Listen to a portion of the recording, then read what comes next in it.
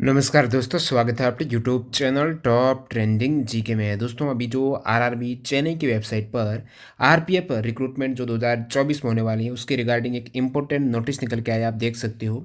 Regarding CN of sub inspector and constable in RPF RPSF. तो RPF की जो recruitment रोजगार समाचार पत्र में आई थी, उसका जो ऑफिशियल नोटिस है उससे संबंधित यहाँ पर एक पहले से अग्रिम नोटिस आ चुका है। तो देखते हैं इस नोटिस में क्या बताया गया है।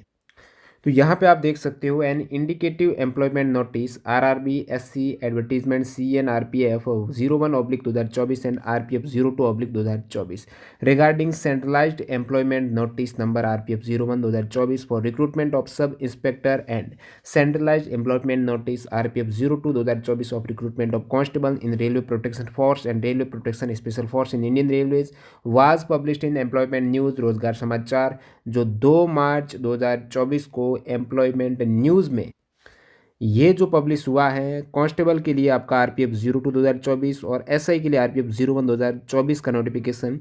इसके रिगार्डिंग जो डिटेल में नोटिफिकेशन की बात हो रही थी, अब उसके बारे में बताया गया है। डिटेल्ड CN नंबर RPF 01/2024 और RPF 02/2024 will be published on 15 अप्रैल 2024। तो आपका ऑफिशियल नोटिफिकेशन कब आएगा? 15 अप्रैल 2024 को। And the link for online application will be available on the same day.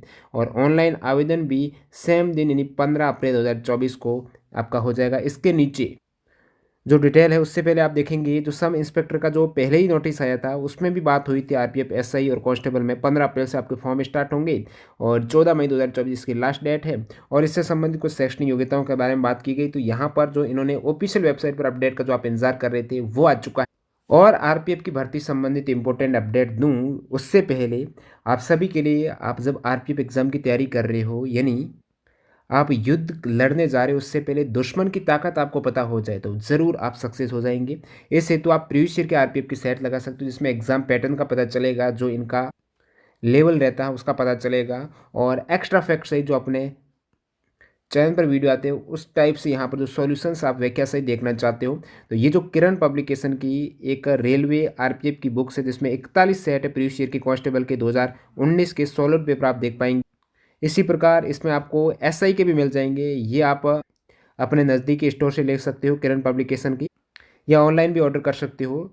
और बाकी यहाँ पर जो विशेष रोल रहता है साइंस वगैरह का, तो इन किरण पब्लिकेशन की एक साइंस की भी बुक्स हैं इंपॉर्टेंट वन लाइनर की, इसको आप फोकस कर सकते हो। एनसीईआरटी बेस्ड है, यदि एनसीईआरटी लगा रहे हो तो ये पॉइंट आपके क्लियर हो जाएं तो इसको एज ए रिवीजन आप ले सकते हो। बाकी जीके वगैरह के लिए तो ये बुक्स तो आपके होनी ही चाहिए। रेलवे के प्रीवियस ईयर के जो 27,000 प्लस फैक्ट है, सार संग्रह सामान्य अध्ययन का आपको सारा कुछ मिल जाएगा 1992 से 2022 तक। लेटेस्ट जो रेलवे के एग्जाम हुए हैं उस तक अपडेटेड यहाँ पर वाक्य सहित प्रत्येक सब्जेक्ट के रीजनिंग हो गया, मैथ्स हो गया, तो सारा कुछ प्रीवियस ईयर आधारित आप किरण की ये बुक कंसिडर कर सकते हो एज ए प्रैक्टिस के लिए, अपने आप का आकलन करने के लिए।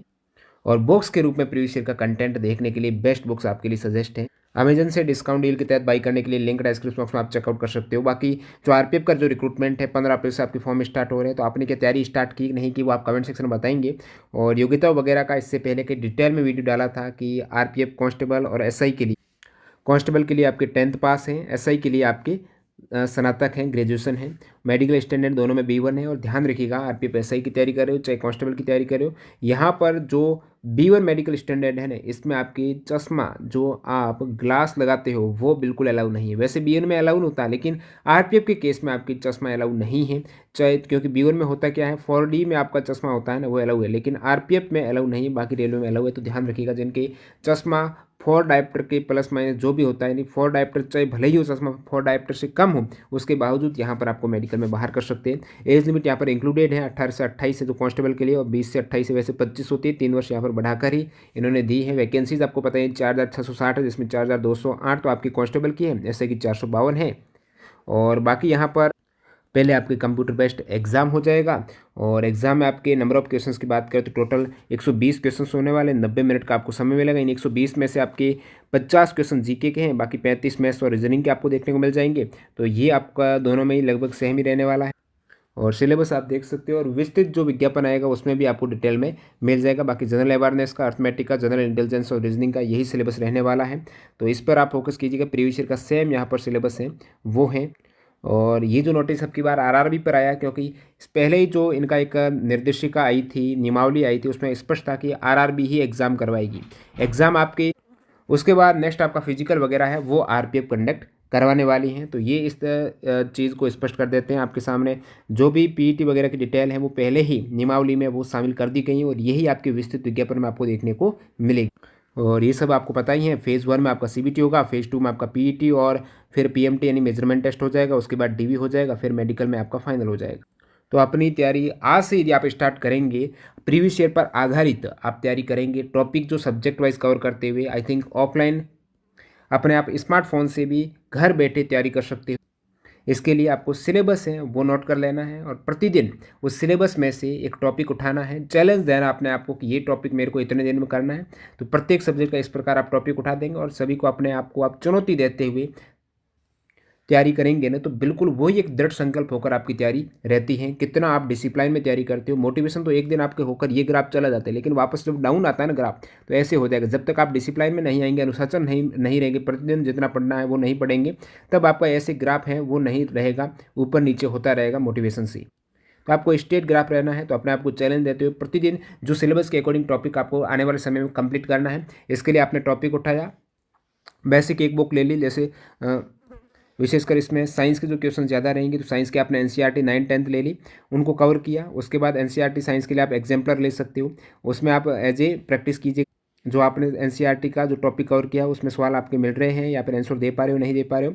उसके बाद आपको साथ साथ पीवाईक्यू भी रखने हैं कि उस सब्जेक्ट के पीआई प्रीवियस ईयर में कौन से टॉपिक के सवाल पूछे गए जो आप टॉपिक पढ़ रहे हो। तो प्रीवियस ईयर के आपने देख लिए, तो सारा आपका वो कंसेप्ट क्लियर है। जितनी आपकी ज़्यादा प्रैक्टिस होगी, सिलेक्शन उतना ही आसान हो जाए। कैंडिडेट कहते हैं कि कोचिंग तो बहुत बार करती लेकिन सिलेक्शन नहीं हो रहा, क्योंकि आपने प्रैक्टिस नहीं की। तो प्रैक्टिस आपको जितनी हो सके उतना आपको अभ्यास करना होगा।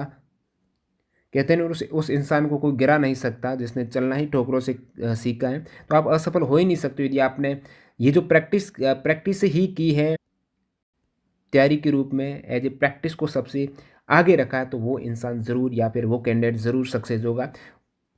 बाकी चैनल को फॉलो कर दीजिएगा और प्रीवियस ईयर की best bye link description box में है। मिलते हैं नए अपडेट के साथ, तब तक के लिए वंदे मातरम, जय हिंद दोस्तों।